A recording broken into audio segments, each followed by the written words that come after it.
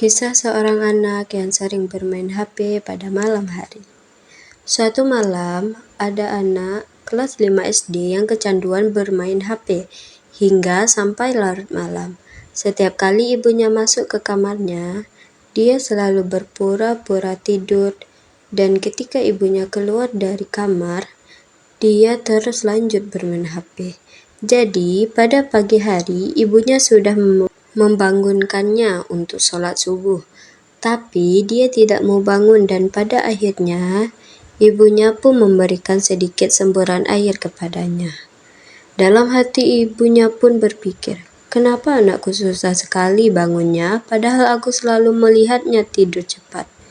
Ibunya hanya mengerutu di dalam hati karena berpikir mungkin anaknya memang susah bangun. Setelah siap-siap, sambil tergesa-gesa, dia pun meminta untuk diantarkan pergi ke sekolah.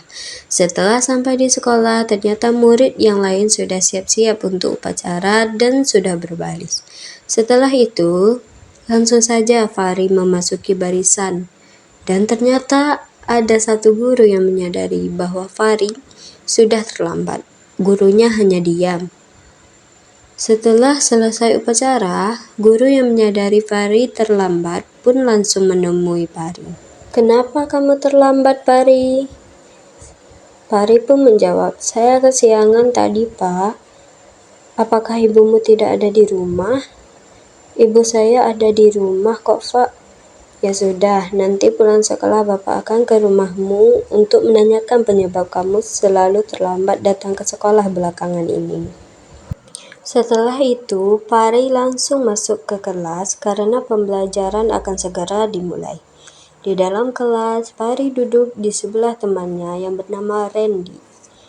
Mereka berteman sudah lama. Ya, namanya juga anak SD. Pasti sering juga bertengkar lalu berbaikan. Kebetulan mereka juga tetanggaan, jadi sesudah pulang sekolah mereka selalu bermain bersama. Di dalam kelas mereka juga sangat akrab, jadi Randy pun bertanya kepada Fahri, kenapa kamu terlambat, Far? Aku kesiangan tadi. Loh, kenapa? Aku bermain HP sampai larut malam. Emangnya boleh sama bunda kamu? Ya, nggak boleh sih. Aku bermain HP setiap kali bundaku sudah keluar dari kamarku. Jadi, kalau bunda masuk ke kamar, aku berpura-pura tidur. Kamu nggak boleh gitu, Far. Nggak baik loh anak kecil tidur lambat. Iya, nggak lagi deh.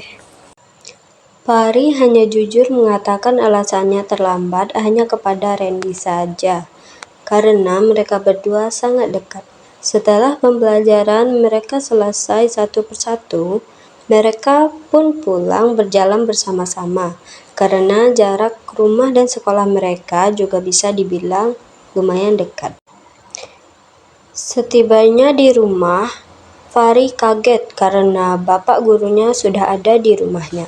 Karena Fahri pikir bapak guru hanya mengancamnya saja. Setelah itu, Fahri langsung bersembunyi keluar dan masuk melalui jalan belakang. Setelah gurunya pulang, Fahri berpura-pura tidak mengetahui apa-apa. Jadi, ibunya langsung bertanya dengannya. Kamu sering terlambat ya, Nak? Fahri pun menjawab, iya, Bunda. Kok bisa? Kan Bunda udah bangunin kamu dari subuh. Oh, sesudah sholat subuh, Fahri tidur lagi, Bun, karena mengantuk. Lah kok bisa? Padahal kamu tidur cepat loh, Nak. Kok bisa sampai mengantuk lagi? Setelah pembicaraan selesai, Fahri pun langsung masuk ke kamar untuk bermain HP dan terkadang mengabaikan panggilan dari ibunya. Dia bermain HP sampai sore dan lupa waktu mandi. Setiap kali bundanya menyuruh mandi, dia hanya mengiyakan dan tidak melakukannya. Pada saat malam hari, ibunya pun heran lagi, kok bisa anaknya selalu susah bangunnya pada pagi hari. Jadi, ibunya berencana untuk mengintip apa yang dilakukan anaknya setiap kali dia sudah keluar kamar. Jadi ibunya tidak mengunci pintu kamar dan membuka sedikit pintunya. Jadi setelah ibunya keluar, Fahri pun langsung bermain HP dan tidak menyadari bahwa ibunya sedang mengintipnya dari pintu. Setelah selang beberapa waktu, ibunya terus mengawasi anaknya. Lalu, sudah sangat lama anaknya juga tidak tidur. Ibunya masuk ke kamar dan Fahri pun terkejut dan pura-pura tidur lagi. Kamu gak usah pura-pura tidur. Bunda tahu kok kalau kamu main HP dan tidak tidur. Fahri pun menjawab, maafkan Fahri bun, Fahri janji gak akan ulangi lagi. Fahri janji bakal tidur tepat waktu. Janji ya, jangan diulangi lagi. Kamu tahu kan gak baik loh anak-anak tidur larut malam. Mulai sekarang, Bunda akan membatasi waktu kamu untuk bermain HP. Dan pada malam hari, Bunda nggak akan memberikan kamu bermain HP dan akan selalu memperhatikan Fahri membuat tugas sekolah Fahri. Jadi, Fahri mengerti kan maksud Bunda itu apa? Jangan terlalu bermain HP ya. Iya Bunda, Fahri mengerti. Makasih ya Bun, tidak memarahi Fahri dan hanya menasehati Fahri dengan tegas. Ya udah, sana pergi tidur lagi. Keesokan harinya, Fahri bangun lebih awal dan tidak malas bangun pagi lagi karena tidurnya yang cukup. Fahri pun pergi ke sekolah tidak terlambat lagi.